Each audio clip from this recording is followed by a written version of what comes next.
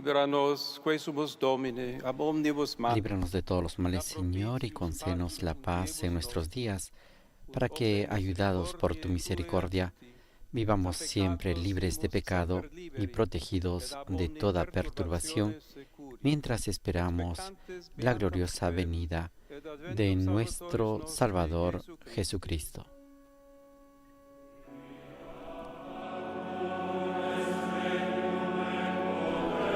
Tuyo es el reino, tuyo el poder y la gloria por siempre, Señor.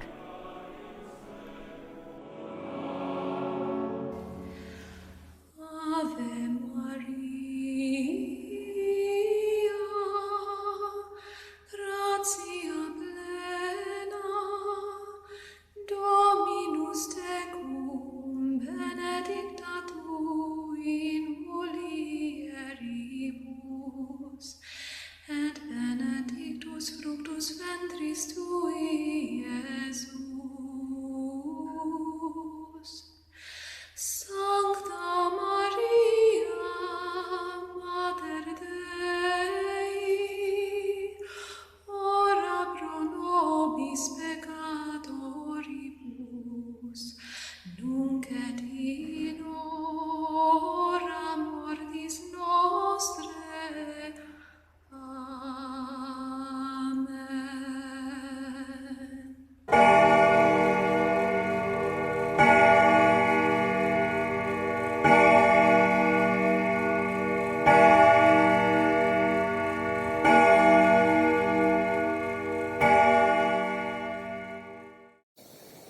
Muy buenas noches, mis queridos hermanos de En la Iglesia. Sean todos bienvenidos a un programa más. En un día muy especial, domingo 18 de mayo del 2025, día en que tuvo lugar la misa solemne de inicio del pontificado del Papa León XIV.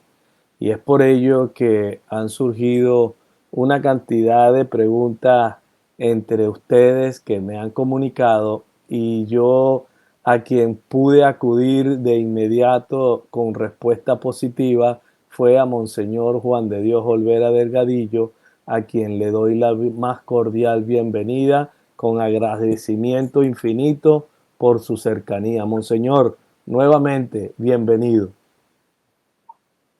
Gracias, Rafael. Con mucho gusto en este día que es importante, el inicio del pontificado, este inicio del pontificado de nuestro nuevo Papa León XIV, un día importante. Qué bueno que podamos abordar el tema.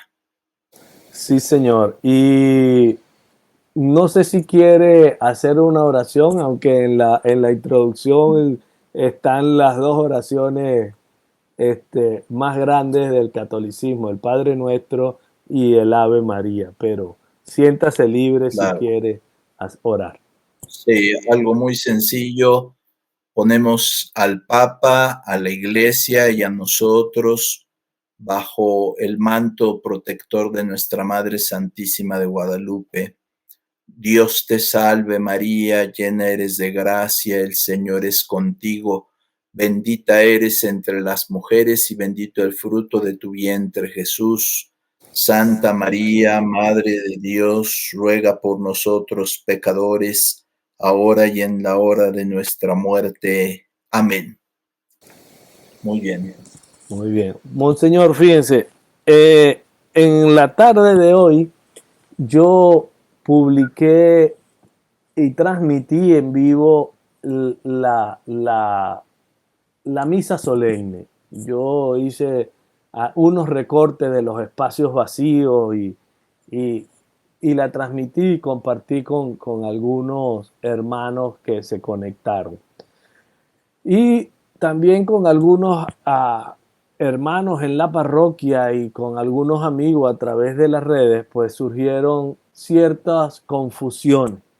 Y la primera de ellas es realmente cuándo inicia el pontificado de un obispo de Roma, de un papa. ¿Es en el día de la misa solemne o cuándo ocurre? Sí, hemos visto algunos comentarios así en redes sociales, etcétera, porque es algo importante el día de hoy, pero en sentido estricto, un pontificado inicia desde que el Papa comienza a ser Papa, y el Papa comienza a ser Papa en el momento en que, después de una votación a su favor, de más de dos terceras partes por lo menos, de los votos totales de los señores cardenales presentes en el cónclave, se le pregunta, en este caso se le preguntó al Papa León XIV dos cosas. Uno, ¿aceptas tu designación como romano pontífice? Y en el momento en que él dice, acepto, en ese momento comienza el papado y el pontificado. Por lo tanto, de una manera curiosa, de detalle, el Papa comienza a ser Papa con vestiduras de cardenal, porque está como revestido como cardenal dentro del cónclave, y cuando ya hay esa votación exitosa de que habemos papam, tenemos a un papa, se acercan a preguntarle, ¿aceptas esta designación, tu nombramiento y tu designación canónica como sumo pontífice? Y en el momento en que él dice sí, allí comienza, está hecha la elección canónica del sumo pontífice y comienza a ser papa. Hay un pequeño detalle ahí. En el caso teórico de que el papa no fuera un obispo, que fuera un sacerdote, por ejemplo, que fuera un cardenal sacerdote, podría estar ahí adentro, ¿verdad? Marca la Constitución de San Juan Pablo II, que rige el cónclave, marca que se le ordene inmediatamente, si no mal recuerdo, el decano, o quien está el más antiguo de los cardenales obispos quizá, ordena inmediatamente, lo ordena obispo, ¿verdad? Ese caso teórico, al menos en los últimos cónclaves, no se ha dado, pero está previsto. Incluso el derecho canónico lo prevé, que diríamos, papa ya absolutamente en sentido total. Después de su elección canónica ya está el nombramiento, pero como él es designado obispo de Roma, tiene que ser obispo.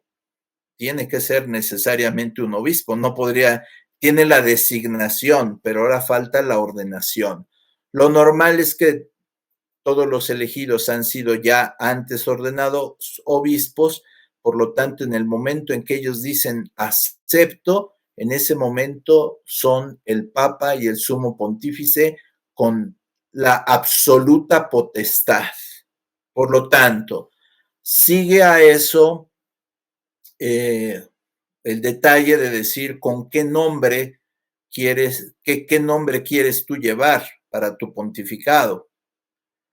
Y la fórmula que dice el cardenal protodiácono, en este caso, el que ha anunciado, el que dice habemus papam, ¿verdad? El cardenal Dominique Manberti fue quien lo anunció, dice en latín una fórmula que dice que ha sido elegido el cardenal, en este caso fue Robert Francis Prevost, cardenal de la Iglesia de Santa Iglesia Romana, y dice, y que se ha impuesto a sí mismo, este detalle va a ser importante, se ha impuesto a sí mismo el nombre de León XIV. Por lo tanto, el nombre nadie se lo impone, él lo elige y él a sí mismo se impone ese nombre, ¿verdad? Entonces, desde ese momento él es el sumo pastor, el pastor de la Iglesia Universal, con todos los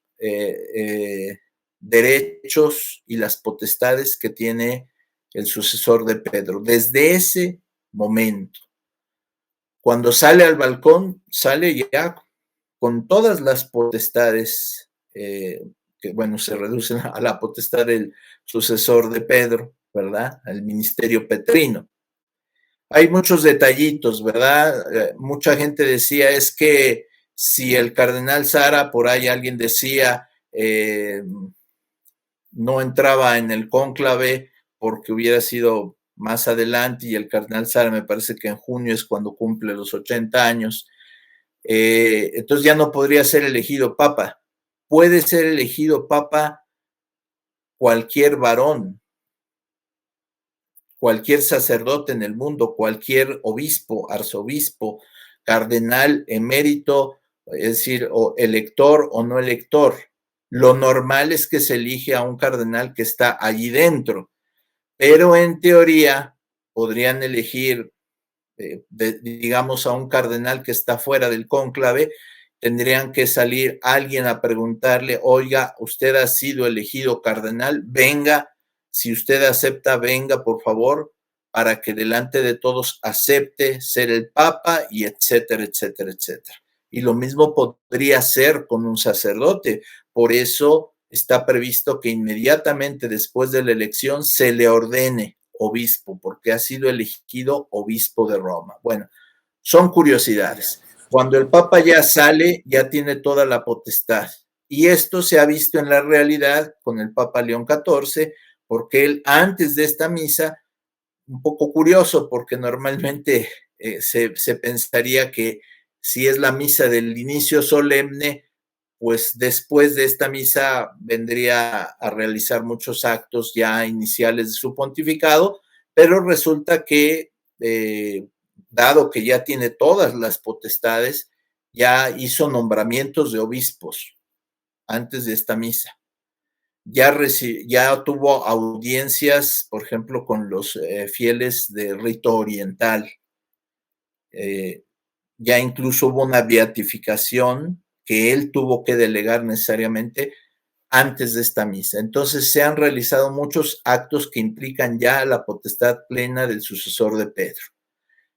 Entonces, esta misa era llamada así, algunos confundían porque decían es una toma de posesión. No es una toma de posesión, porque en una toma de posesión alguien te da posesión y al Papa nadie le da posesión.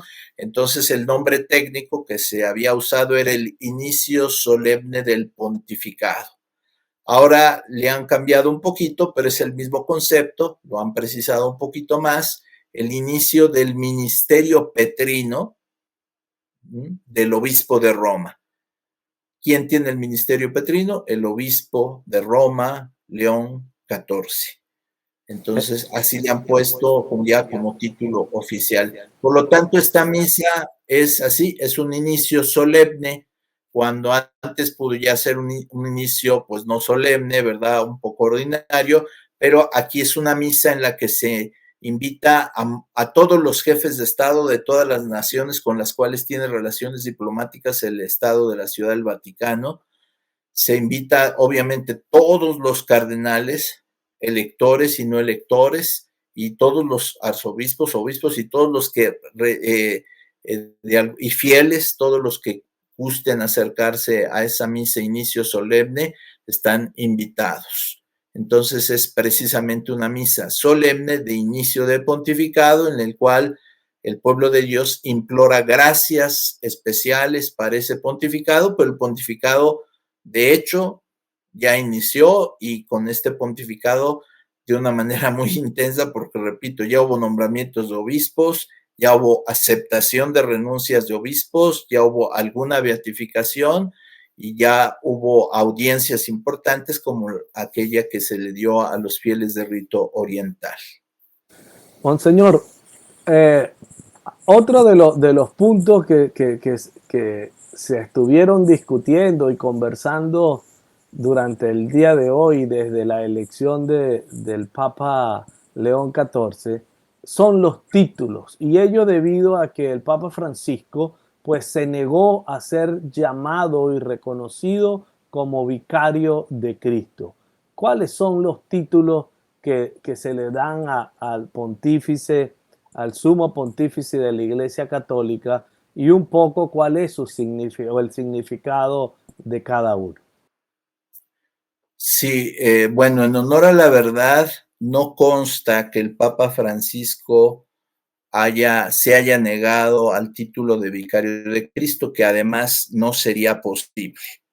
No sería posible porque en ese sentido se negaría al mismo pontificado. Es parte de la esencia del ministerio petrino el ser vicario de Cristo. Lo que sucedió es que extrañamente desapareció de alguna edición del anuario pontificio, lo cual sí es muy llamativo, pero no habría constancia de que hubiera sido bajo orden explícita, etcétera. Pero repito, es imposible renegar de ese título vicario de Cristo, que sí es teológico. Hay otros títulos que no son propiamente teológicos, sino son coloquiales, son de devoción, como el decir el Santo Padre, el Santo Papa, el Santísimo. Ha habido distintos títulos, pero hay títulos que son teológicos, como es el Romano Pontífice, el sucesor de Pedro, el Vicario de Cristo.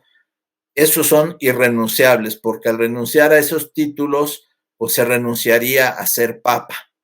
Así de claro, son inherentes al papado. Entonces tengo aquí a la mano un anuario pontificio que tenía todos los títulos. Como una cosa curiosa, el Papa Benedicto XVI había renunciado al título, él sí lo hizo explícitamente y se publicó al título de Patriarca de Occidente.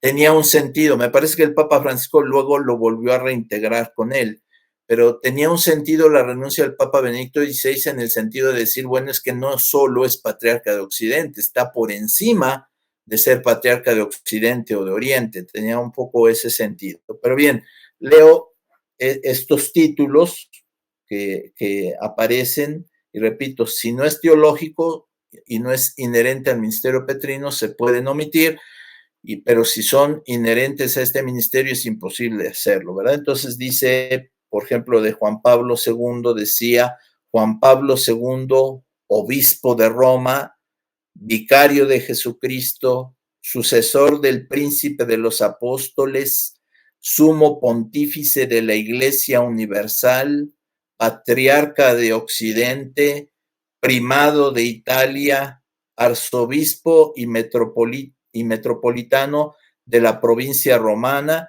y soberano del Estado de la Ciudad del Vaticano, siervo de los siervos de Dios, Karol Wojtyła. Se pone ya el nombre secular, pero hay títulos que son por accidente. Por ejemplo, si dicen soberano del Estado de la Ciudad del Vaticano, eso a partir del 1929 para acá, porque antes era soberano de los estados pontificios, y cuando fue San Pedro, el pescador de Galilea, no tenía ningún estado, ¿verdad? Entonces hay títulos un poco accidentales, unos, repito, a los que se puede renunciar y otros que son absolutamente inherentes. Y aquí viene un detalle que decíamos, los señores cardenales, ¿a quién eligen? ¿Eligen al pastor de la Iglesia Universal o eligen al obispo de Roma? Y la respuesta correcta es que no eligen directamente al pastor de la Iglesia Universal, sino eligen al obispo de Roma, el cual, sucesor de San Pedro, el cual en ese momento, por ser obispo de Roma, por presidir la Iglesia de Roma, presidir en la caridad a todas las iglesias, en ese momento se transforma en pastor de la Iglesia Universal. Y por eso, teóricamente, los cardenales todos son parte del clero romano, todos están adscritos a una parroquia determinada, cada uno tiene una parroquia, adscripción a una parroquia, o bien a alguna de las sedes suburbicarias que están alrededor de Roma, que todos en teoría se reunían cuando faltaba el Papa, los obispos suburbicarios y todos los presbíteros de la diócesis de Roma y también los diáconos se reunían para ver a quién elegían obispo de Roma. Entonces esto se ha mantenido y entonces los cardenales son parte del clero de Roma.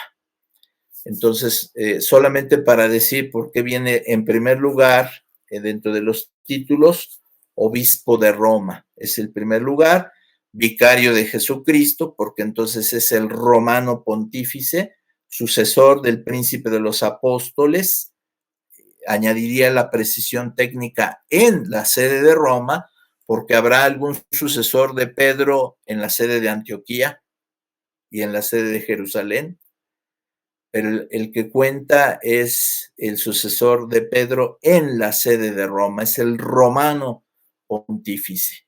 Entonces, todos estos títulos ya son inherentes al papado y comienza con la elección canónica, pero obviamente en esta celebración tratan de ser acentuados para que todos nos demos cuenta de que ha iniciado un nuevo pontificado.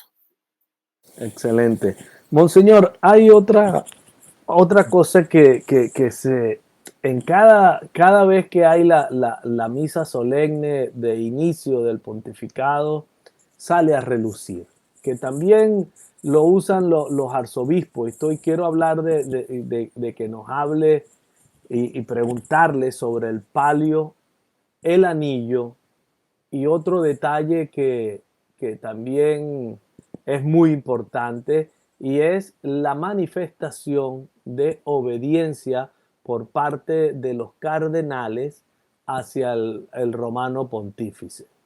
¿Qué nos puede hablar de esto? Yo elaboré un video que lo podemos compartir ahora y luego comentamos. ¿Qué le parece? Me parece bien, me parece bien. Sí. Pues vamos con ese.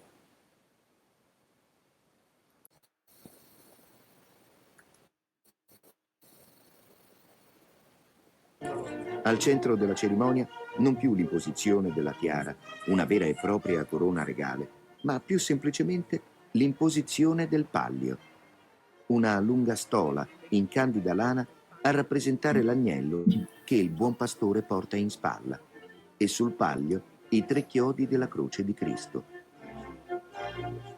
E i 104 cardinali gli rendono omaggio, uno a uno. Si inginocchiano ai suoi piedi, rinnovando la propria obbedienza. Ma sembra davvero un fratello tra fratelli. Si intuiscono solo poche parole. Al cardinale Colombo sembra dire: ho bisogno della sua saggezza e della sua serenità. Mi stia vicino. Abbraccia il cardinale Lord Scheider. È lui che Luciani ha votato al conclave. Stringendogli le mani, lo invita. Venga a trovarmi, le devo parlare. Particolarmente caloroso e affettuoso l'omaggio del cardinale Ratzinger, quasi uno slancio verso Papa Luciani. Con il cardinale Wojtyła si guardano negli occhi. Karol Wojtyła si sofferma qualche istante e sussurra una frase. Giovanni Paolo I risponde, battendosi il petto, e sembra dire: buon viaggio e preghi per me soprattutto.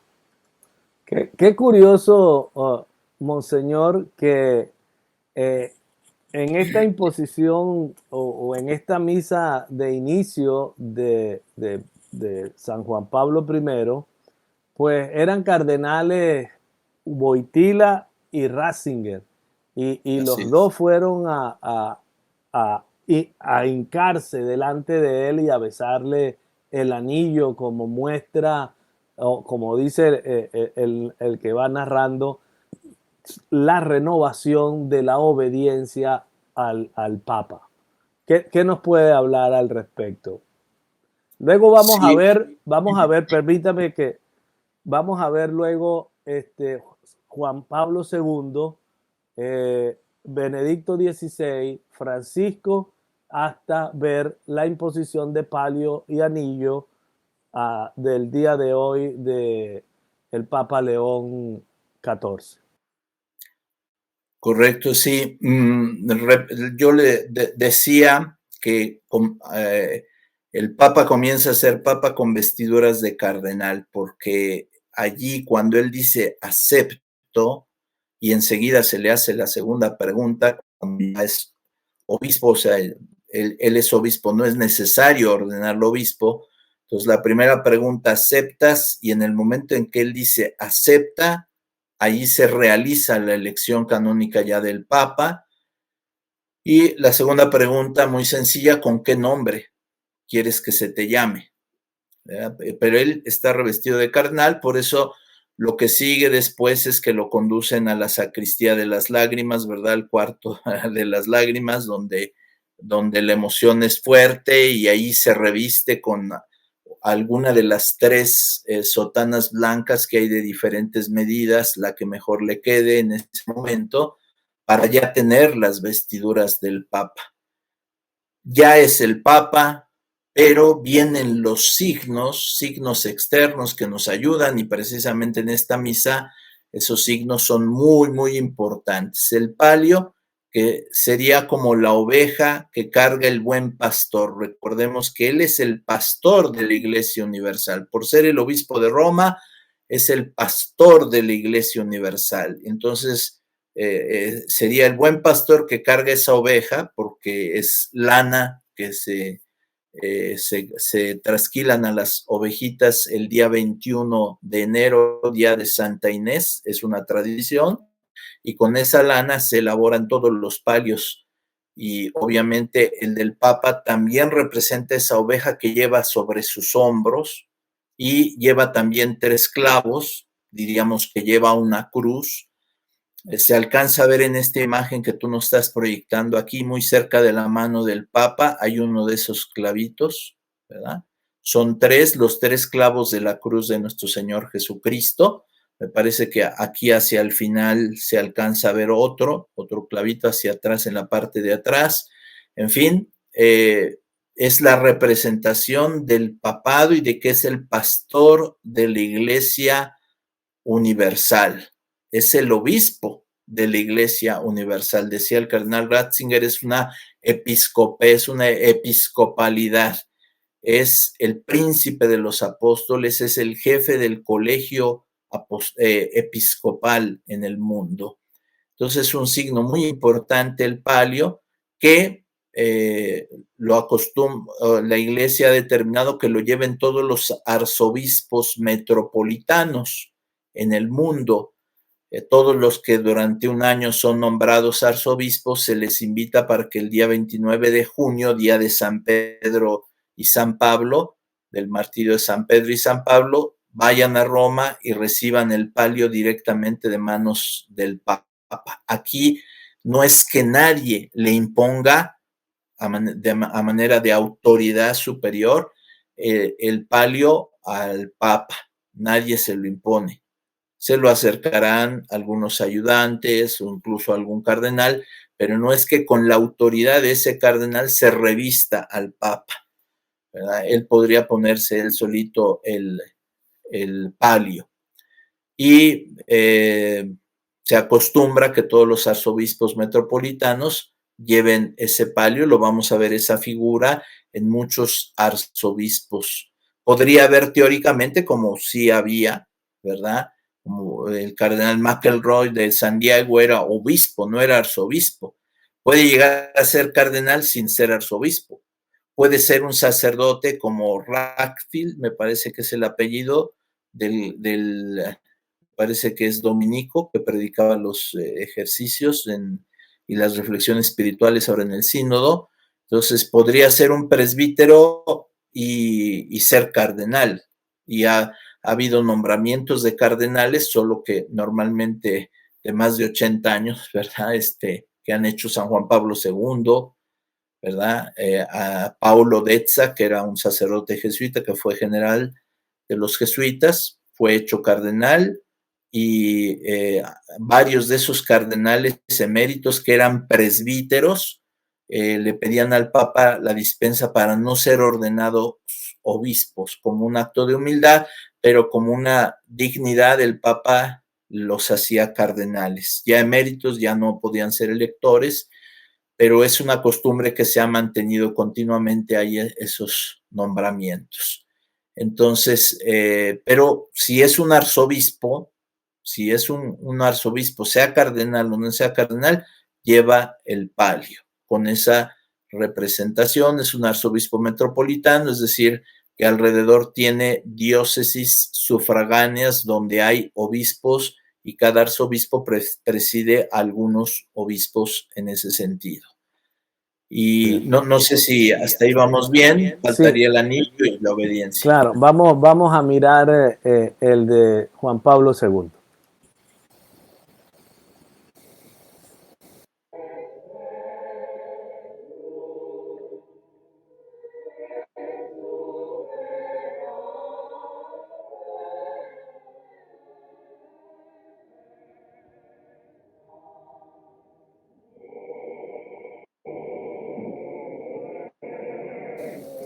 Cardenal Wyszynski.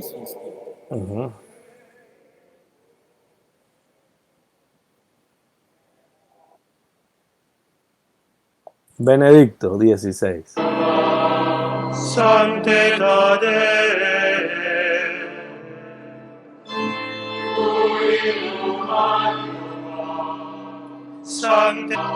Sancte Cornelii,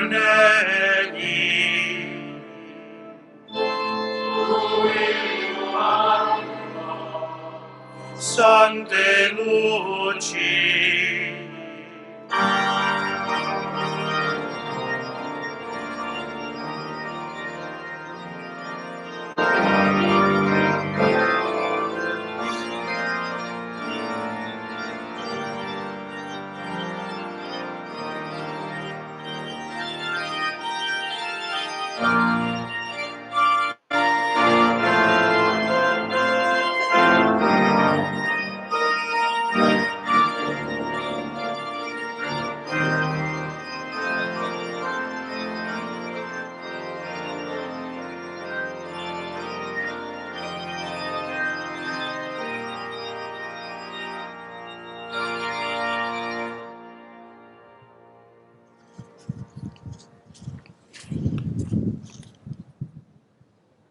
Deus Pacis, qui eduxit de mortuis pastorem magnum ovium, Dominum nostrum Iesum Christum, ipse tibi pallium donet, quod ab apostoli Petri confessione sumsimus, illi pastor bonus, suos agnos, suasque oves pascere precepit, tu odie, Petro, succedis in episcopatu ujis ecclesiae, quam ille cum apostolo Paulo fidem genuit, spiritus veritatis, qui ex patre procedit, ubirem inspirationem et eloquium tuo ministerio fratres in fidei unitate confirmandi largiatur.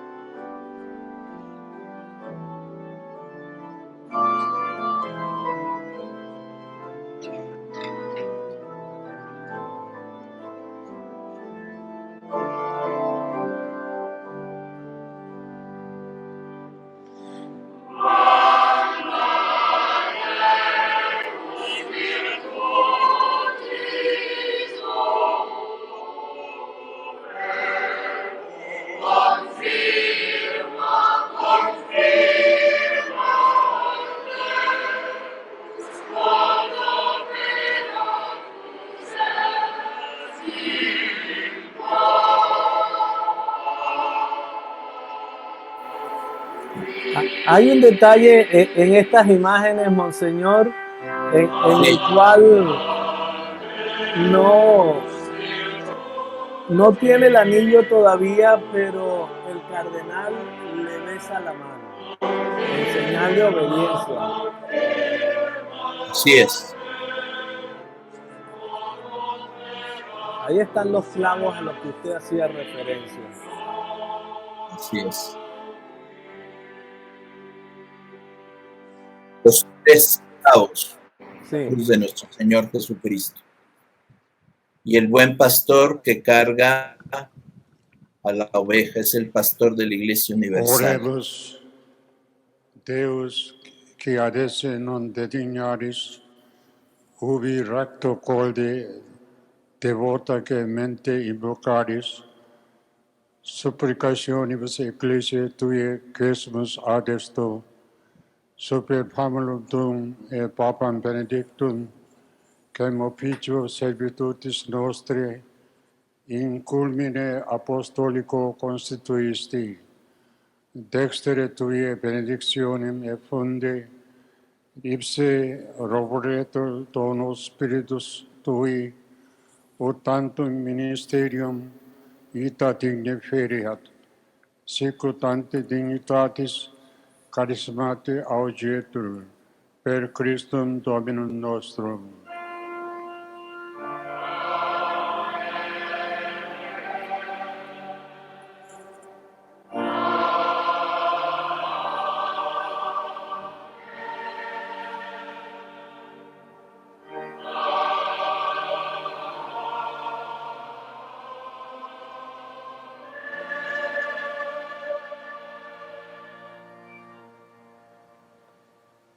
Beatissime Pater, Episcopus et Pastor animarum nostrarum, Christus Filius Dei vivi, qui super Petram ecclesiam suum edificabit, ipse tibi donet annulum sigillum Petri Piscatoris, qui suam spem in mari Galilea expertus est, cui Dominus Iesus celorum regni claves commisit.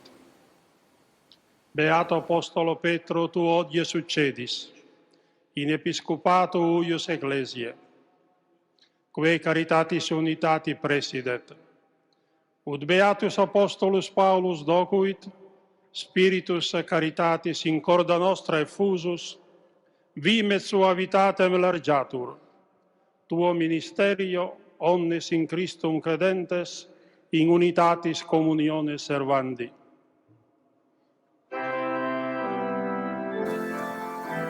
Monseñor Olvera, en Sí. en este caso del Papa Benedicto XVI, vamos a ver un detalle que es diferente a lo ocurrido con Francisco y con León XIV. Ahí está. El Papa toma el anillo y él mismo se lo coloca. Nadie se lo impone. Así es. Así es.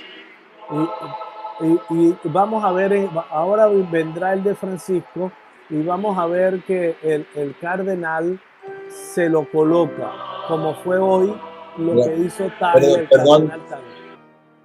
Rafael, te comento para no seguir ahorita un momentito, nada más. Tú mencionabas, decías en la elección de Juan Pablo I, decías, mire, ahí aparece el cardenal Ratzinger. Entonces, solamente para decir que el cardenal Ratzinger fue creado cardenal por el Papa Paulo VI. Paulo VI. ¿Verdad?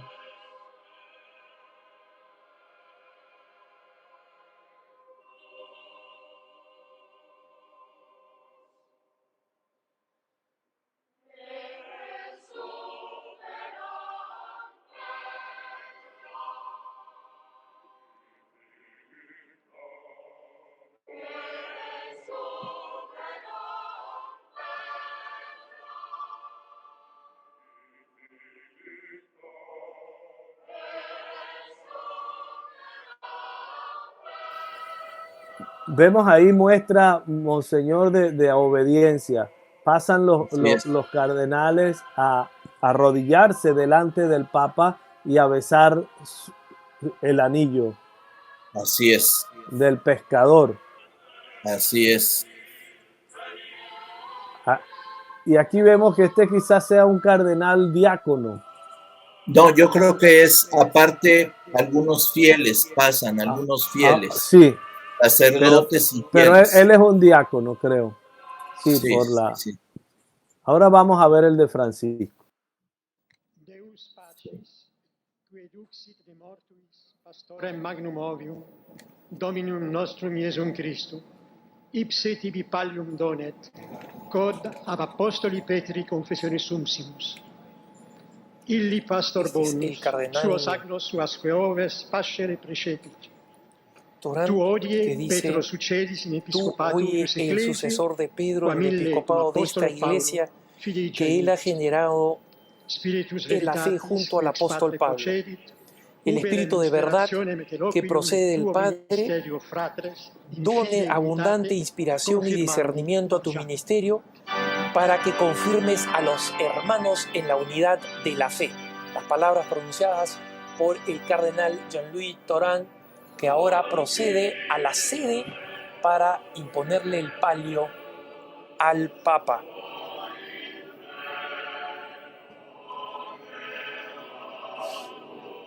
Que Dios confirme cuanto ha realizado en ti, entona ahora la escola.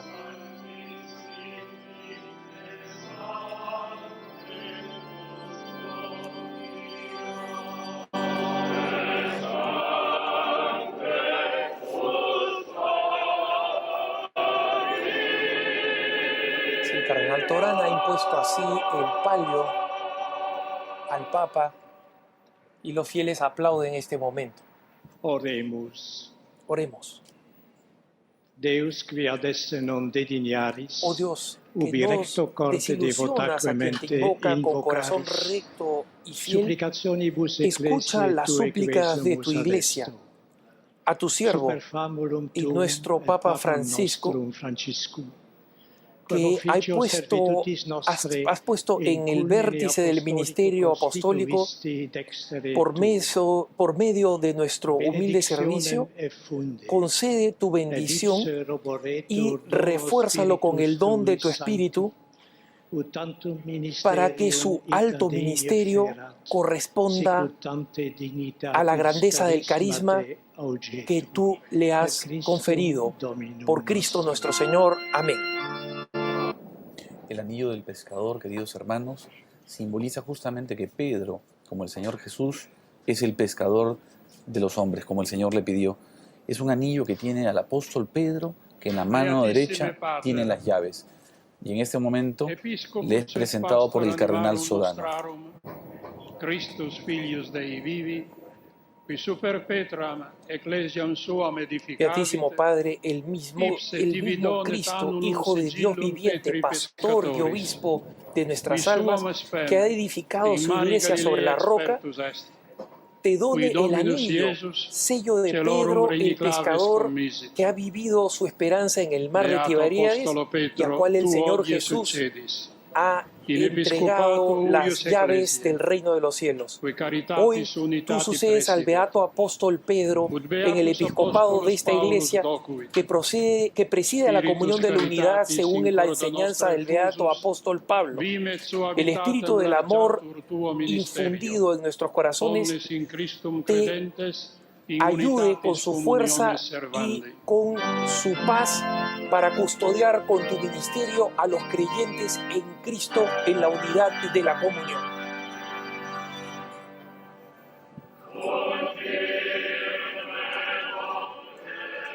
Otra vez la escola vuelve a repetir: Dios confirme cuanto ha hecho en ti.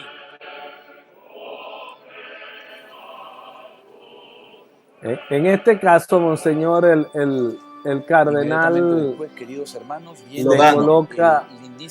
le coloca el anillo al Papa Francisco. 6 cardenales, Así es. 2 de cada orden, es decir, obispos, presbíteros y diáconos, entre los presentes, se acercarán al Papa para hacer el acto de obediencia ante los ojos del mundo entero, aunque ya le han prestado uno aquí ya se está anunciando de que, a diferencia de Juan Pablo I, no van a pasar todos los cardenales, sino una representación. Y Así vemos es. 6, a diferencia de lo que se hacía anteriormente. Así es, así es.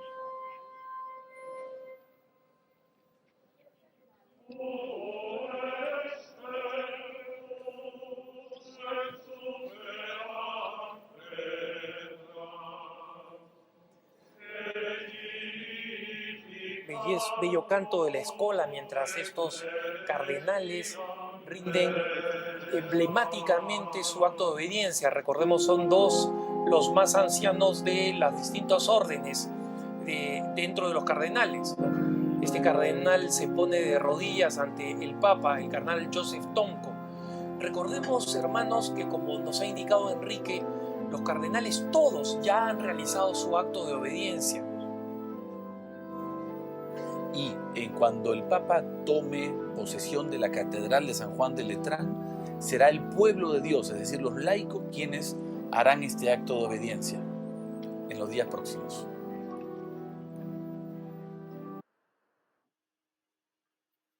Y ahora pasemos a Tres León cardenales XIV. de las tres órdenes, diáconos, presbíteros y obispos y de distintos continentes se acercarán al Santo Padre para imponerle el palio y entregarle el anillo del pescador.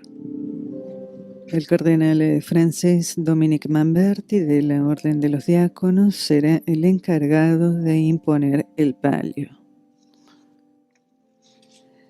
El significado del palio, antigua insignia episcopal confeccionada con lana de cordero, queda ilustrado por distintos testimonios de los padres. Simeón de Tesalónica, por nosotros. Pues muy bien, monseñor. Habría muchos detallitos, a ver si los recordamos todos, muchos detallitos que vale la pena ir repasando en todos estos videos que hemos visto, pero nuevamente quiero hacer alusión cuando se dice que el cardenal Ratzinger ya estaba, se inclinó ante Juan Pablo I. Entonces recordar que el cardenal Ratzinger, junto con otros 4 cardenales, fueron los últimos cardenales creados por el Papa Pablo VI. Uno de ellos fue, en ese momento era el que era más importante, Giovanni Benelli, que había sido el número 3 del Vaticano, sustituto de la Secretaría de Estado. Junto con él estaba el cardenal Chappi y 2 que serían grandísimos amigos y grandes cardenales, el cardenal Joseph Ratzinger y el cardenal Bernardín Gantín. Hay alguna foto histórica que valdría la pena recuperar con todos estos cardenales creados, la última creación de cardenales, el último consistorio del Papa Pablo VI, y que por lo tanto entran al cónclave que elige a Juan Pablo I y después entran también al cónclave que elige a Juan Pablo II. Y ellos eran cardenales previos a Juan Pablo II y a Juan Pablo I. Me pareció en alguna imagen haber visto al cardenal Bernardín Gantín de África, de el Benín, ¿verdad? Un gran cardenal que ahora está a su proceso de beatificación y que hay muchas anécdotas porque me tocó ser colaborador de él, estar cercano a él. Llegó a ser decano del Colegio Cardenalicio, tenía el mismo cargo que tenía el cardenal Prevost, era el prefecto de la Congregación para los Obispos y al mismo tiempo presidente de la Comisión para América Latina. Un gran cardenal que ahora está su proceso de beatificación. Bien, y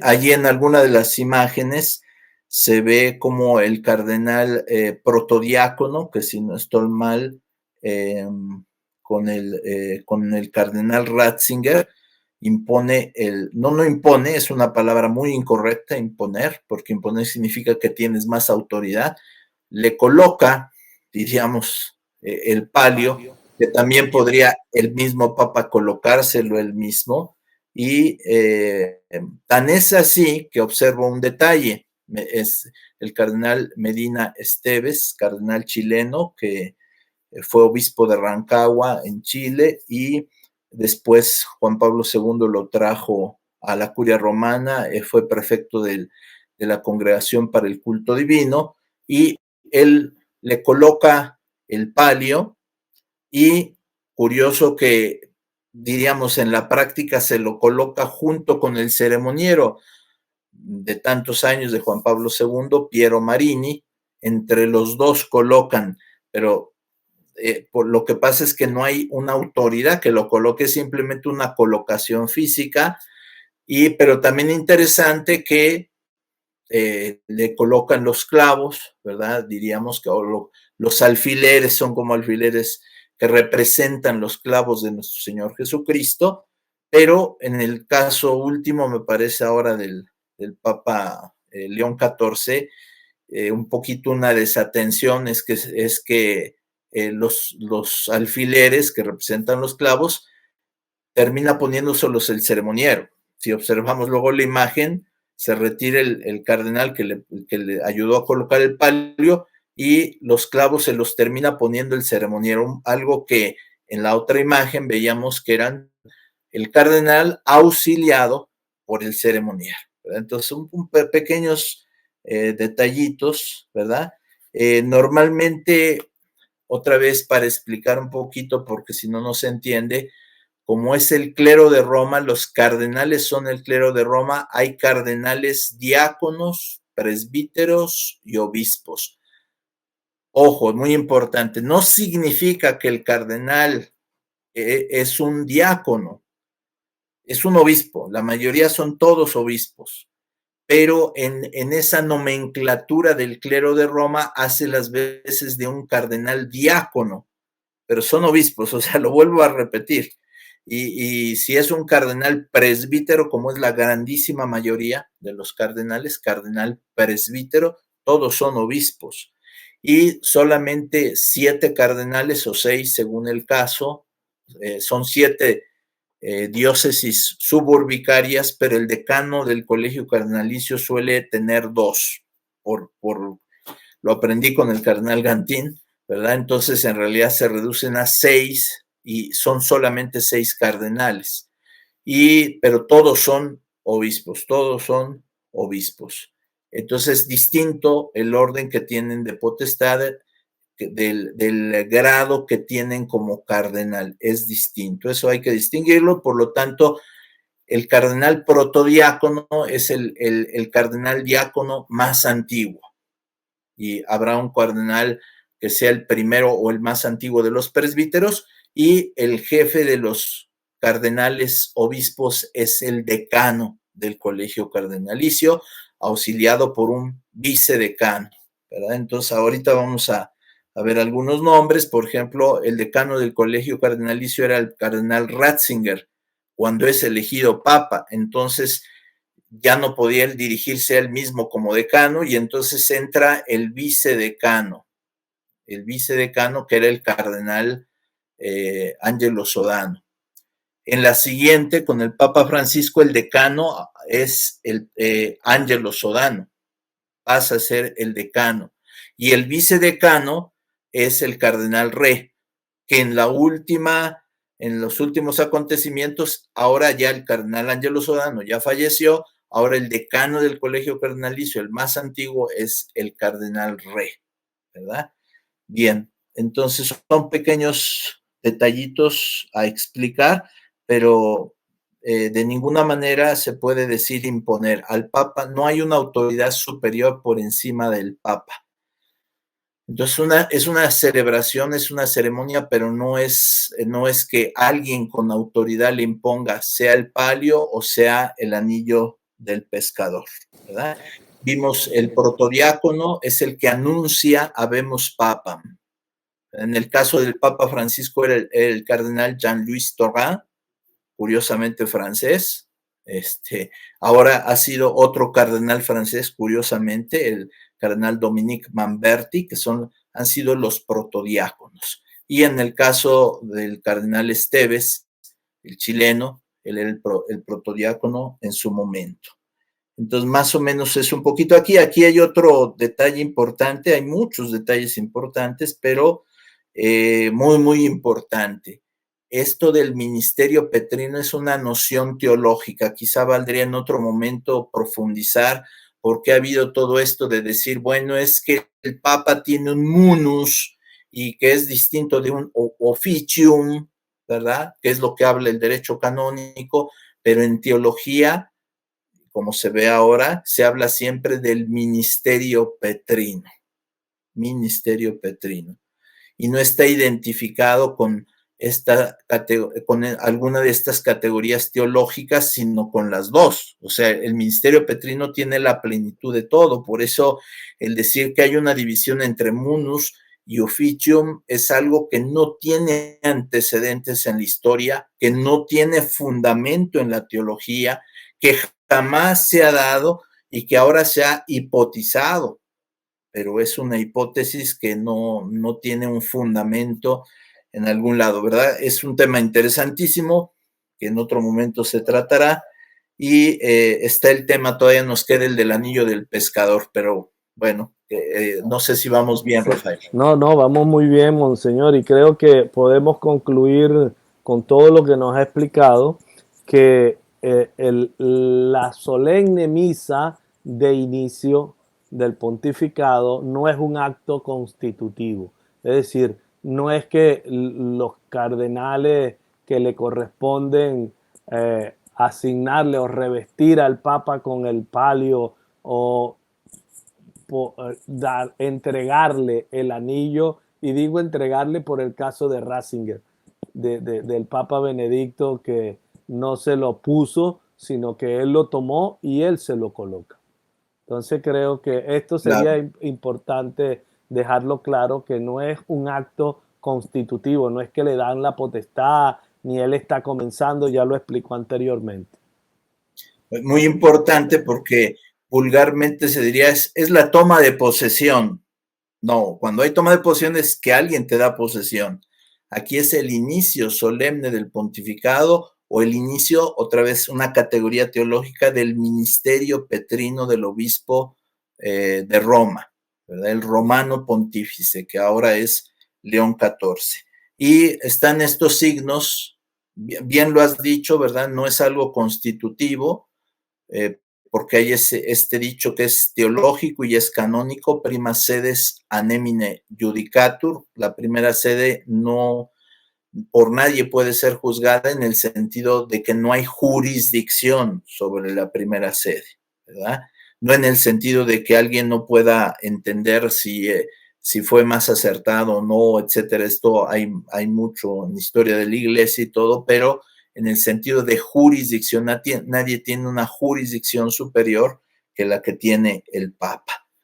Dos grandes signos: uno es el anillo del pescador, que al mismo tiempo es un sello, o teóricamente podría ser un sello, de autenticidad de los documentos papales. Por eso es que cuando el Papa fallece, el cardenal Camerlengo es el encargado de destruir el anillo del pescador, para evitar que nadie pueda hacer uso de ese sello y decir: aquí hay un documento que nos encontramos y que el Papa había firmado, o si no lo había firmado, lo había sellado y tiene el sello del anillo del pescador. Para evitar eso, se destruye ese anillo del pescador.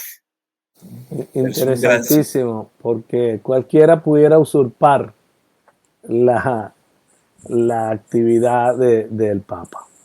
Monseñor, generalmente se dice que en este inicio, en esta solemne misa del inicio del pontificado, se espera que el Papa dé a conocer su programa de gobierno, por decirlo de alguna manera. ¿Cómo es esto? ¿En la tradición y en la historia ha sido así? Sí, ha sido así, es decir, usan mucho la palabra programático.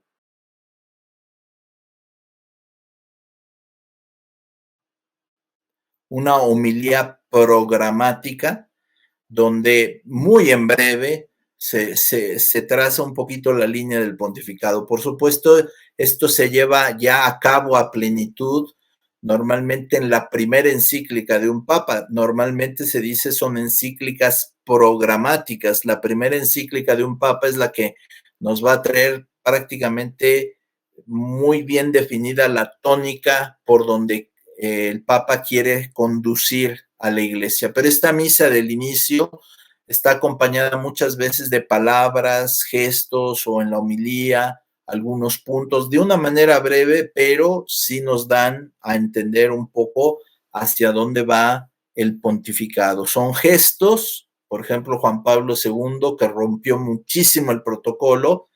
Bueno, me voy un poco a Juan Pablo I, que rechaza, desde Pablo VI, que ya se rechaza la tiara como triple corona del poder, ¿verdad? Y Juan Pablo I y la silla gestatoria, ¿verdad? Que lo llevaban cargando, ¿verdad? Juan Pablo I tiene también esto de la sencillez, en fin, son los gestos. Y Juan Pablo II, que rompe los protocolos y se pone a saludar a todo mundo, baja hasta una zona muy cercana al pueblo, ¿verdad? Los ceremonieros, Virgilio Noé, que era el ceremoniero, estaba preocupado porque se estaba saliendo del protocolo, etcétera, pero bueno, no se veía un pontífice con esas características que tuvo Juan Pablo II de acercarse a la gente, de conectar con la gente. Y en algún video que se pueda ver, cuando Juan Pablo II se mete en medio de la gente y saluda a todos, llega un momento, un dato muy, muy interesante, que toma el báculo, que tenía una forma de crucifijo, no todos los báculos tienen esa forma, y lo levanta. Y entonces queda la cruz de Cristo en alto. Es algo muy, muy, muy elocuente, y su homilía programática era eso: crean en el Hijo de Dios. El Hijo de Dios sabe lo que hay en la humanidad. Ábranle las puertas. Ahí está un poquito, por ejemplo, lo programático en Juan Pablo II. Y en esta misa, pero repito, la encíclica va a ser algo mucho más cuidado. Se toma algunos meses, va a haber mucho allí que se va a conjuntar, y ahí vamos a poder ver con mucha mayor claridad por dónde quiere el Papa conducir a la Iglesia. Esta misa muy importante, como dijimos, pues la cuestión del anillo del pescador, que hay algo que pasamos muy por alto, un poquito por la prisa, las circunstancias, por la traducción simultánea, pero vi que estaba bien la traducción, y cuando se le da el palio, se le dice que su misión es que el espíritu de la verdad, es algo muy importante, ¿verdad?, te ayude a confirmar en la unidad de la fe, que el espíritu de verdad. Por lo tanto, el ministerio petrino absolutamente va en la línea de la verdad de Cristo, inspirado por el espíritu de verdad. Igualmente, cuando se le entrega el anillo, también se le dice que tiene que velar por la unidad de los creyentes en Cristo. Entonces, la fe está sumamente presente en estos símbolos, en estos simbolismos. Y el aspecto de la obediencia, puede ser que ya haya el acto de obediencia dentro del mismo cónclave, cuando todos obviamente lo han elegido, lo saludan como papa, lo reconocen como papa, y salen al balcón. Si se han fijado, salen al balcón algunos cardenales, pero de los lados, que casi nunca los toman, hay muchísimos cardenales, y todos de alguna manera están avalando la elección del papa y al elegido, etcétera. Entonces, pudiera ser ya un acto de obediencia, pero lo bonito en las misas, por ejemplo, Juan Pablo I, Juan Pablo II, es que venía la larga fila de cardenales, uno por uno, a presentar la obediencia, hincándose ante el Papa, besando el anillo del pescador. Y un detalle importante, quitándose el solideo. Quitarse el solideo va a tomar mucha importancia por algunos que dicen, bueno, es que el Papa Ratzinger algunos no reconocía al Papa Francisco, pero sí hay video donde se acerca el Papa Francisco a saludar al Papa Ratzinger, Papa emérito, y el Papa Ratzinger se quita el solideo. Eso es algo muy característico. Entonces, veamos ese triple signo. Cardenal por cardenal se acercan, presentan su obediencia, se quitan el solideo, dan un beso al anillo, se hincan. Y hay fotos históricas como Juan Pablo I recibiendo el acto de obediencia de su sucesor, Juan Pablo II, y recibiendo el acto de obediencia del cardenal Ratzinger. Y después también hay el video, es muy emotivo, y la foto sobre todo, donde el cardenal Wyszynski de Polonia, un cardenal mucho mayor que el joven cardenal Karol Wojtyła, pero el cardenal Wyszynski parece ser como si hubiera sido el gran elector, el cardenal que aconsejó a los otros cardenales y que señaló a Karol Wojtyła como el candidato idóneo para ser el Papa Juan Pablo II. Entonces, cuando llega el momento de la obediencia, es muy emotivo que el cardenal Wyszynski, que era mayor, obviamente, que era mentor, ¿verdad? Era su alumno Juan Pablo II, se hinca reconociendo que es el Papa, y Juan Pablo II se levanta y se pone de pie, y es un abrazo de verdad emotivo. Hay que checar la fotografía, pero es algo muy emotivo. El cardenal Wyszynski que le aconseja. Hay una anécdota bastante difundida donde el cardenal Wyszynski, ya habiendo hecho esta propaganda para que lo eligieran papa, se acerca al cardenal Wojtyła y le dice: si eres elegido papa, te tocará conducir a la iglesia hasta el tercer milenio. Por eso Juan Pablo II siempre decía: vamos al tercer milenio, vamos al tercer milenio, y la iglesia va adelante hasta el tercer milenio, y esa misión la tenía él muy adentro, y fue lo que pasó, porque él condujo a la iglesia hasta el tercer milenio. Entonces, simplemente yo expresaría un poquito pesar porque ya con el Papa Francisco y con el Papa León se ha omitido este signo tan hermoso de la larga fila de los cardenales, y pues se han puesto algunos representantes, los cardenales más antiguos del orden de los diáconos, presbíteros y obispos.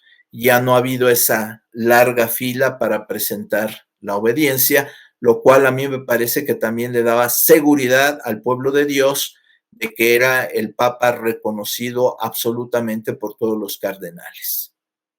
Excelente. Monseñor, me quedarían un par de puntos, pero creo que voy a obviar uno de ellos, y es el analizar la homilía del Papa León XIV. Y en su lugar, lo que sí me gustaría es que se ha creado un revuelo en las redes y en toda la prensa de alguna manera, porque el Papa llega a decir que desde el cielo el Papa Francisco, y que él ha sentido la presencia en la misa del Papa Francisco, y prácticamente habla de la comunión de los santos, y pareciera que sin proceso alguno el Papa León ha beatificado, ha canonizado sin pasar el proceso al Papa Francisco. ¿Qué nos puede compartir de ello? Si quiere, tengo el video, y sería interesante que escucháramos las palabras del Papa León. Me parece muy bien, sí. Okay.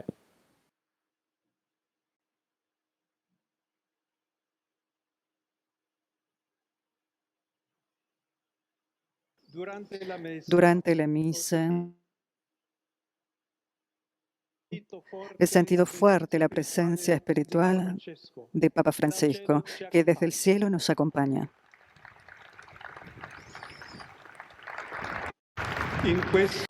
En esta dimensión de comunión de los santos, recuerdo que ayer en Chambéry, en Francia, fue beatificado el sacerdote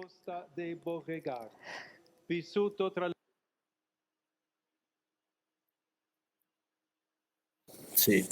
Bueno, yo creo que es claro. Él habla de la comunión de los santos y habla del Papa Francisco desde el cielo. ¿Qué garantía podemos tener nosotros si la Iglesia nos ha enseñado que para la beatificación y canonización de cualquier hermano, hay que pasar un proceso que generalmente han tardado hasta siglos en algunos casos. ¿Qué podemos compartirle a nuestros oyentes al respecto? Sí, como es un tema delicado, voy a hacer algunos precedentes interesantes. Lo primero es que a los sacerdotes se nos enseña que cuando vayamos a alguna misa funeral, seamos prudentes, que nunca obremos con ligereza, y lo marca explícitamente en las rúbricas. Dice, no se haga un panegírico del difunto. La homilía no es la ocasión para hacer un panegírico del difunto, y también está la imprudencia de asegurar a la gente, a veces respecto a un difunto que el sacerdote ni siquiera conoce, decir, él ya está en el cielo, cuando no sabemos si se confesó, si era un buen cristiano. Incluso antes se negaban las exequias cristianas a los excomulgados, etcétera, etcétera. Entonces, resulta, a veces nos dicen a nosotros sacerdotes, tengan cuidado, no pueden ustedes decir a la ligera, tal persona ya está en el cielo. Además, acompañado esto de decir, aunque hubiera una persona muy santa, es nuestra obligación, pensamos que está en el cielo, sospechamos que está en el cielo, pero es nuestra obligación pedir por su descanso eterno. Y siempre que pedimos por su descanso eterno, lo que estamos haciendo es decir, posiblemente está en el purgatorio.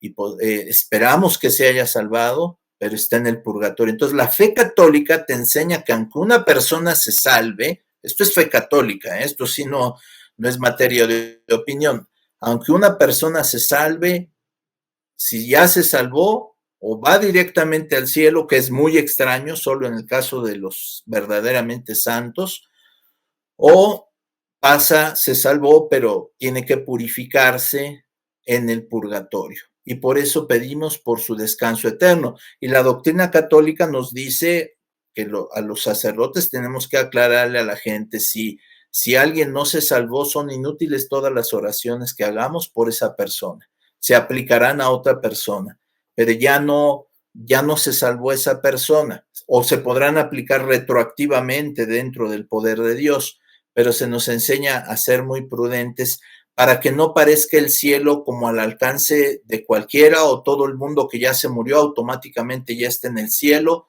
y pues con pretexto de dar consuelo a las personas. Dios nos manda a ser profetas, y por lo tanto ahí mismo decir que aprendamos de la muerte, de que nos tenemos que preparar para ese momento y que vamos a rendir cuentas, y de que existe la posibilidad de ir al infierno, Dios quiera que no, y la Iglesia vela por tratar de llevar a todos a la salvación, pero depende de cada persona. Entonces se nos exhorta a que con ese motivo hagamos conciencia, evangelicemos, porque al fin y al cabo la predicación ya no es para el difunto, es para los que estamos aquí, que evangelicemos y que evitemos hacer esos panegíricos de que vamos a repasar todos los méritos. Eso se hacía antes, entonces nació esa rúbrica, esa indicación concreta, oficial, que está en los misales, y al mismo tiempo desde la teología no podemos nunca nosotros asegurar ya alguien está en el cielo, ¿verdad? Entonces es algo muy importante.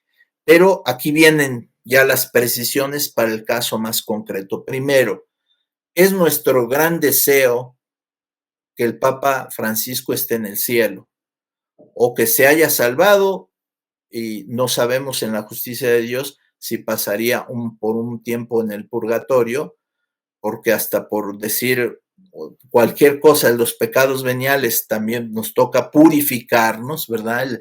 El purgatorio, hay un libro muy hermoso que se llama El último acto de la misericordia de Dios, ¿verdad? Entonces el purgatorio también es un acto de la misericordia de Dios. nos purifica para que lleguemos a la plena comunión. Entonces, el decir si alguien pasó por el purgatorio, pues no tiene algo más que señalársele, pero es nuestro deseo que todos lleguemos al cielo. Eso, desear lo contrario sería cometer un pecado grave. No podemos desear de nadie que no se salve. Es nuestro deseo, pero no podemos cometer tampoco la imprudencia de decir que una persona ya se salvó. Y entonces aquí quiero decir, pero es distinto el caso del Papa. Nosotros no somos el Papa es el Papa, es un caso distinto. Entonces, quiero ponerlo a consideración de la siguiente manera. Alguna vez estábamos un pequeño grupo de sacerdotes y había otro sacerdote que nos estaba explicando el rito extraordinario, el rito antes del Vaticano II, y entonces nos explicó la consagración y dijo, alguno de ustedes que quiera hacer la práctica de la consagración en rito extraordinario, un sacerdote levantó la mano y se disponía a hacer las palabras y el rito, y yo me permití decirle, permíteme, padre, solo te quiero recordar que esto es un ensayo y que no puedes tener la intención. Tú tienes que meter en tu cabeza que en este momento no estás consagrando de verdad. No puedes tener la intención porque tú eres sacerdote. Y si tú tienes la intención y dices las palabras, queda consagrado. Queda consagrado. Entonces, de manera similar, en el caso del Papa, ¿quién es el único que nos puede decir con toda certeza si alguien ya llegó al cielo? Y eso se llama canonización, es el Papa. Entonces, el Papa, él sería como el mismo cuidado. Si él dice, está en el cielo, pero sin el proceso debido, él podría hacerlo directamente, sería válido si tuviera la intención.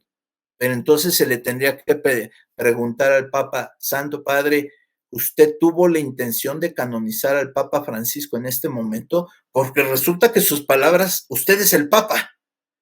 Lo que usted diga no es una opinión de otras personas. Usted es el Papa, y si usted dice que Él está en el cielo y lo dice, incluso diciendo, dispenso todos los procesos canónicos y lo digo ahorita, y lo declaro y lo defino, que Él está en el cielo, entonces sería una canonización. Parece exagerado, pero yo estoy diciendo el poder que tiene el Papa, el poder que tienen sus palabras.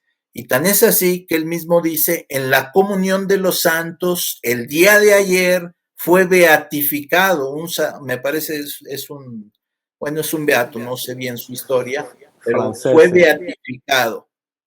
¿Qué quiere decir eso? Esa beatificación no se pudo realizar si no hay la delegación, el permiso, la autorización del Papa. Se siguieron todos los procesos, se hizo todos los procesos largos, el milagro, todo, y el punto final lo pone el Papa y dice, sí, es verdad, todo ha sido en orden, ayudado de su prefecto de la Congregación de los Santos, firma el decreto y delega a alguien en especial que va a hacer esa beatificación. Entonces veamos cómo es la autoridad del Papa. Entonces aquí, si el Papa dice, él ya está en el cielo, se le tendría que preguntar como a este sacerdote que estaba consagrando, oye, ¿fue un ensayo o si pusiste la intención para saber si está consagrado o no está consagrado? Entonces aquí sería, Papa León XIV, usted tuvo la intención de canonizar al Papa Francisco.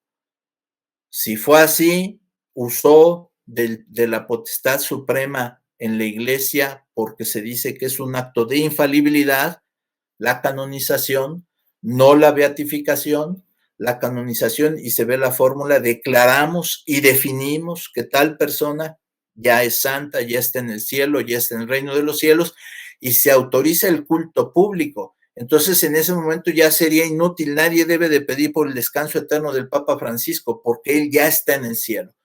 Como todo esto está lleno de dudas, pues sí sería oportuno, alguien lo diría, esto es demasiado, pero es que si tú crees en el poder de las palabras del Papa y en su potestad, se tendría que preguntar, ¿usted tuvo la intención de canonizar al Papa Francisco o de beatificarlo? ¿O cuál fue su intención? Entonces, ¿por qué? Porque tomamos en serio este ministerio petrino y tomamos en serio sus palabras. Entonces, quedó un poquito reforzado todavía por lo que tú mencionabas, que dice ahí el texto, está escrito, son las palabras previas al Regina Coeli, esto que estamos diciendo está por escrito, y dice en este sentido de la comunión de los santos, y habla de una beatificación, entonces todavía refuerza, se quiso canonizar, porque al mismo tiempo se habla de una comunión de los santos y de una beatificación. Hay una beatificación bajo su delegación y segurísimamente con su firma, decretos, etcétera, y eso está todo junto. Entonces, yo creo que hacemos mal cuando decimos, no, fue una cosa, un desliz, fue algo superficial. Yo tengo que, mi obligación es tomar en serio las palabras del Papa. No sé si ilumina o, no sé, claro, tendrá que haber clarificaciones. Sí, pero queda claro que el Papa tiene la potestad de hacerlo, solo que no lo ha dicho claramente, a mi modo de entender. Lo ha dicho... No. Habría una cosa importante, Rafael, tiene la potestad de saltarse todos los procesos. Sí. Pero la costumbre centenaria, por no decir milenaria, es que ningún papa se ha atrevido a saltarse los procesos. Y quiero poner el ejemplo. Cuando en la plaza de San Pedro, en el funeral de Papa Juan Pablo II, vino la Vox Populi, santo súbito, santo súbito, santo súbito, es decir, lo queremos ya santo. Era una súplica al Papa Ratzinger para decir, ya lo queremos santo. El Papa Ratzinger conocía perfectamente la vida de San Juan Pablo II, porque estuvo muchos años a su lado, colaborador de él, muy cercano, lo conocía perfectamente. Sin embargo, el Papa Ratzinger, gran teólogo, gran canonista, gran conocedor de la curia, no quiso saltarse ningún proceso y tardó, fue un proceso muy acelerado y por muy acelerado duró del 2005 al 2011 para declararlo beato. Y después para declararlo santo fue del 2005 al 2014, por lo tanto 9 años. Y lo que queremos decir es que con todo el conocimiento que tenía el Papa Ratzinger, acelerando los procesos, pero respetándolos, no se atrevió el Papa Ratzinger a decir, ya en este instante lo declaro santo. Es un ejemplo. Otro ejemplo, San Juan Pablo II quería mucho a la Madre Teresa de Calcuta y sabía que era una persona cercana a Dios, muy cercana. Cuando fallece la Madre Teresa de Calcuta, podría haber dicho, inmediatamente la beatifico, inmediatamente la canonizo. Lo que hizo el Papa fue tratar de acelerar el proceso, pero no dispensó los procesos y se llevaron años. Entonces, solamente pongo los contextos, que no hay antecedentes en la historia que se haya dicho, saltamos los procesos. Ha habido dispensa de milagros, dispensa de algunas otras cosas, pero nunca se ha dado el saltar los procesos. Entonces, bueno, pero eso tenemos que verlo. En la teoría, el Papa tendría toda la potestad, pero habría que preguntar, como aquel sacerdote que ensayara la misa, ¿tuviste la intención de hacer esto? Porque si la tuviste y eres sacerdote, ya se realizó. Si el Papa tuvo la intención explícita de hacerlo y tiene la potestad, ya se realizó. Si él nos dijera, bueno, no, lo que pasa es que, bueno, para mí es un deseo que esté en el cielo, ya es otra cosa totalmente distinta. Claro. Ahora, no sé por qué me viene a la mente que en alguna de sus intervenciones de la semana que está terminando, creo que dejó ver algo de eso. No sé si fue cuando se reunió con los cardenales. No lo tengo claro, pero sí queda muy claro lo que nos ha explicado Monseñor. Monseñor, no me resta sino agradecerle nuevamente, infinitamente, su cercanía, su disposición a aclararnos tan pedagógicamente nuestras dudas.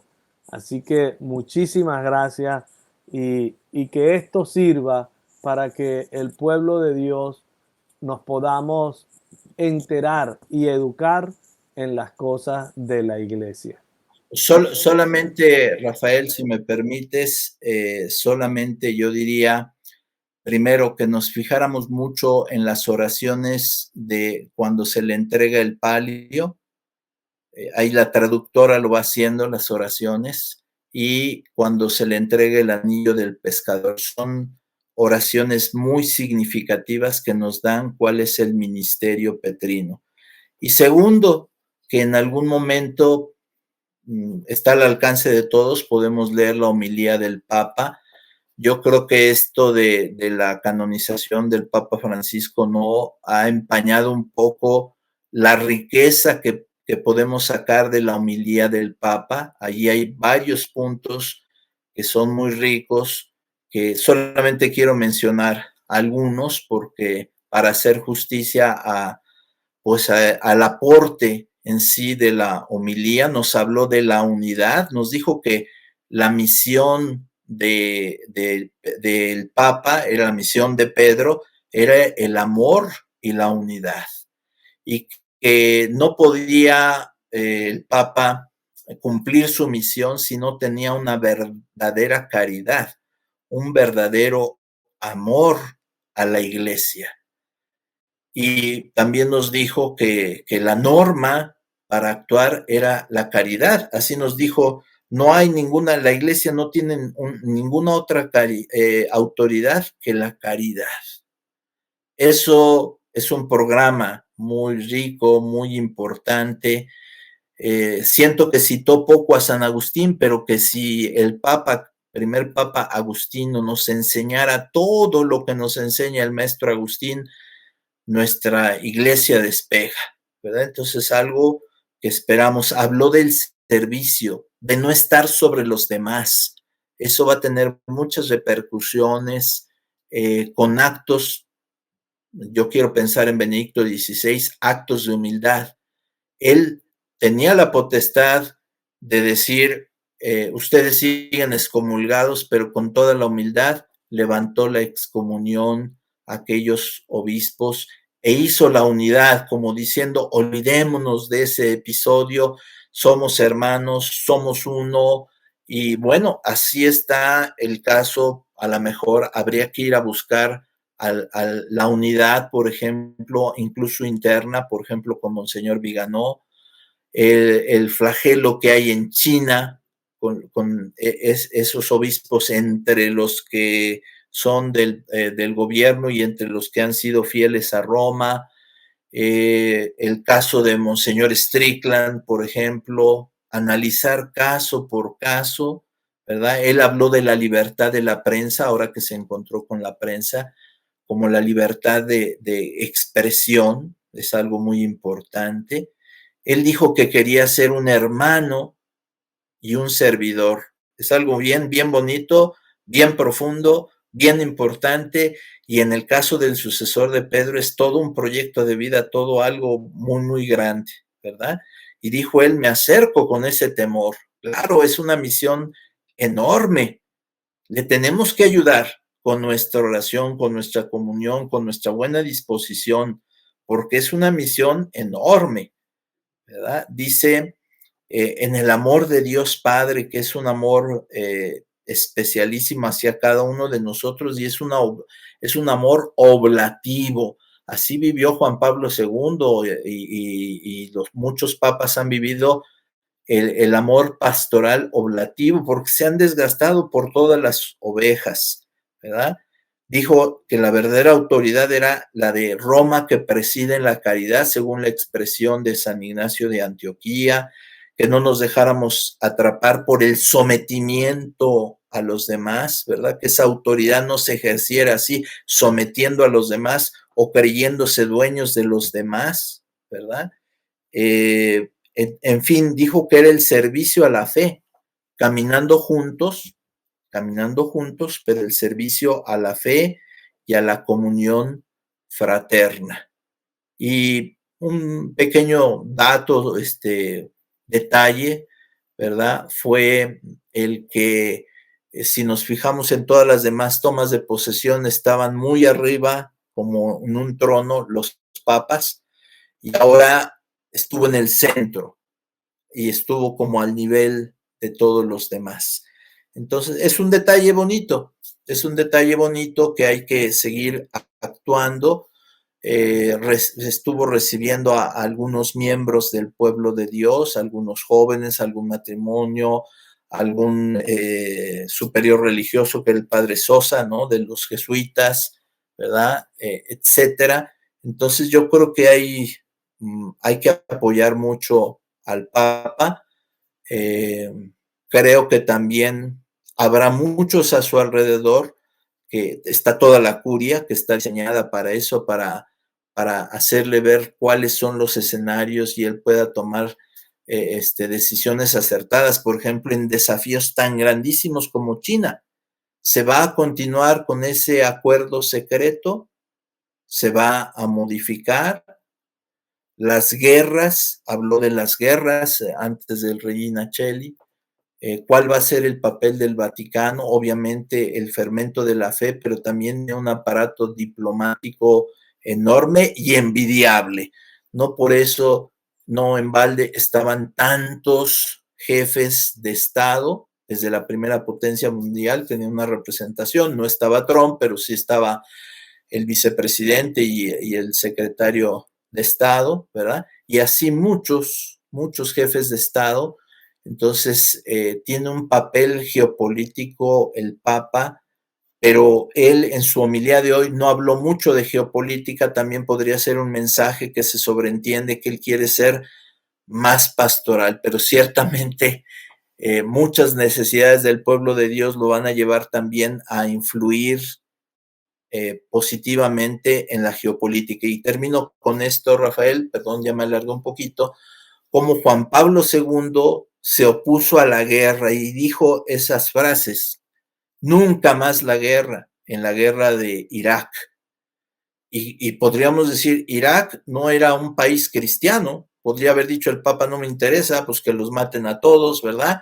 Sin embargo, ordenó, todas las embajadas salieron porque les avisó a Estados Unidos que iba a haber bombardeos, y Juan Pablo II ordenó a la embajada del Vaticano en Irak que no salieran, que heroicamente permanecieran allí, porque el diálogo era lo que moría al último.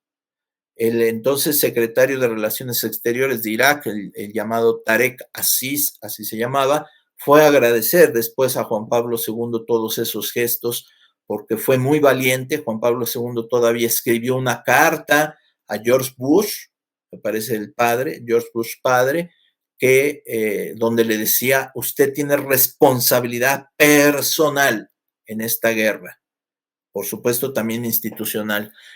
Debe estar todo eso publicado, todo eso fue público, pero lo apelaba al cristianismo de Bush papá, digo, aunque no fuera católico, pero creía en Cristo. Entonces, el papel del Papa en la caridad, en la confirmación en la fe, como vemos en su homilía programática, en su toma de posesión, pero también va más allá, va a anunciar a Cristo a todos los pueblos. Y termino con eso, véanlo por favor. Juan Pablo II en su homilía programática dice: no tengan miedo, abran los sistemas políticos y del Estado y de todas las naciones a Cristo. No tengan miedo, Cristo no viene a mermar la humanidad, sino al contrario, a elevarla. Entonces, apoyemos mucho el ministerio del Papa y pidamos mucho por él, la Virgen de Guadalupe, a nuestro Señor, que nos confirme en la fe verdadera que Cristo nos quiso dejar para salvación eterna. Monseñor, permítame compartir con la audiencia un chiste que me enviaron mis paisanos venezolanos en referencia a Arturo Sosa, al padre Arturo Sosa, el número 1 de los jesuitas o de la Compañía de Jesús. Me mandaron un chiste donde dicen que ya se dio el primer milagro del Papa León XIV. Y yo pregunté, ¿y cuál es el milagro? Logró que el padre Arturo Sosa se pusiera la sotana. Así que es verdad, sale con sotana ahí delante del sí, Papa León. Con este toque de alegría, su bendición, Monseñor, y nuevamente mi agradecimiento se lo reitero. Gracias por ayudarnos siempre. Claro, cómo no. Sí, la bendición para todos, la bendición de Dios Todopoderoso, Padre, Hijo y Espíritu Santo, descienda sobre ustedes y permanezca para siempre. Amén. A ustedes, mis queridos hermanos en la iglesia, gracias por acompañarnos en un programa más para conocer, amar y defender el cuerpo místico de Cristo, la Iglesia Católica. Hasta la próxima.